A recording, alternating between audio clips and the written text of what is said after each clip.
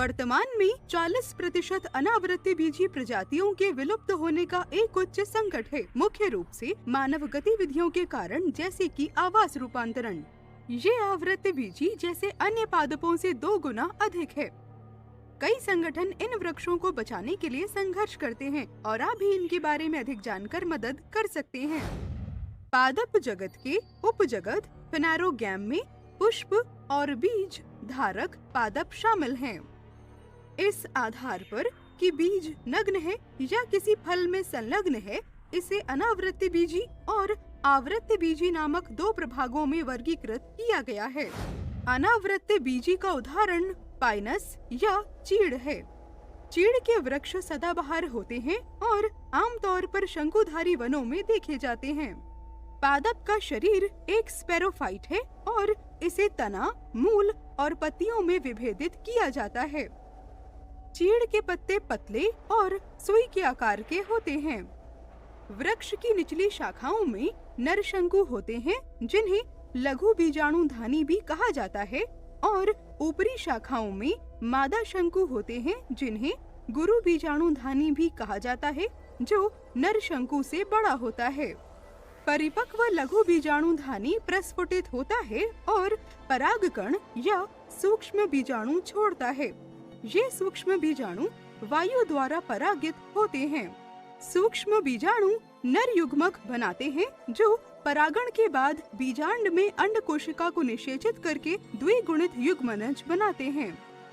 युग्मनज तब एक बीज के रूप में विकसित होता है, जो मादा शंकु में नग्न रहता है। आवृत्ति बीजी पुष्प वाले पादप होते हैं। इन पादपों में पुष्प अच्छी तरह से विकसित होते हैं और स्पोरोफाइट का प्रतिनिधित्व करते हैं। वे या तो एक लिंगी या द्विलिंगी अथवा उभयलिंगी होते हैं। पुष्प विभिन्न पुष्प भागों जैसे कैलिक्स, कोरोला, अंडप और पुंकेसर को दर्शाता है। पुंकेसर नर प्रजनन अंग होते हैं, जिनमें अग्र सिरे में परागधारी वाले पराग कोशों के साथ वृंत जैसे तंतु होते हैं। पराग कोश सूक्ष्म बीजाणु या परागकण उत्पन्न करते हैं।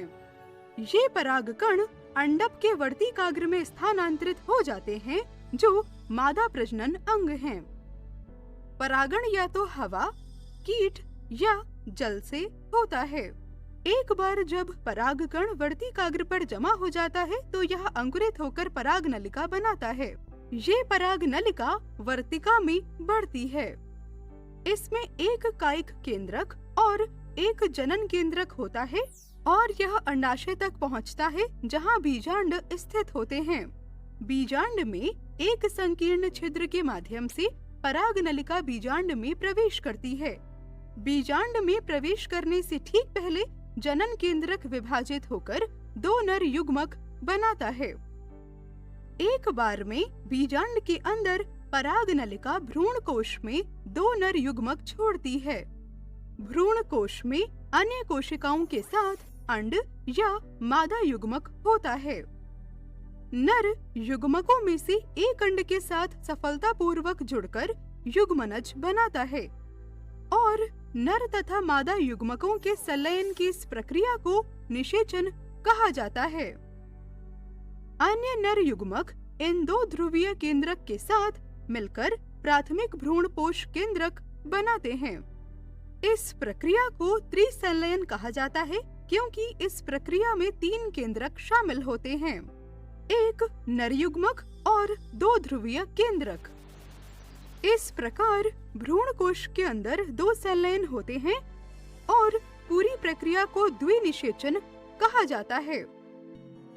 निषेचन के बाद अंडाशय एक फल में विकसित होता है और बीजांड बीज में विकसित होता है। आवृत्ति बीजी को 2 वर्गों, एक बीजपत्री मोनोकोटलिडन और द्विबीजपत्री डाइकोटलिडन में विभाजित किया जाता है। एक बीजपत्री, इन पादपों के बीजों में एक ही बीजपत्र होता है। बीज ज्यादातर भ्रूणपोषी होते हैं। इनमें बीज का अंकुरण हाइपोजियल भूमिगत प्रकार का होता है।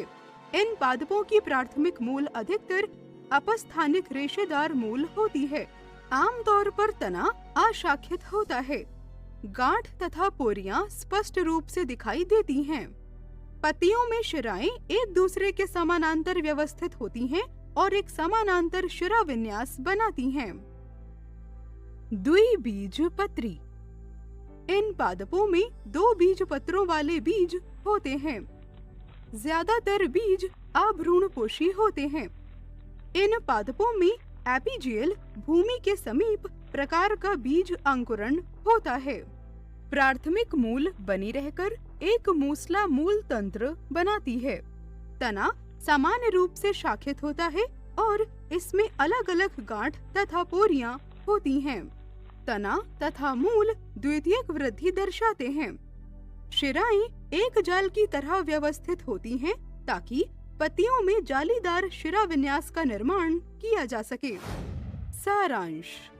इस आधार पर कि बीज नग्न है या किसी फल में संलग्न है, पैनरोगैम को 2 भागों में वर्गीकृत किया जाता है, जैसे अनावृत्त बीजी और आवृत्त बीजी।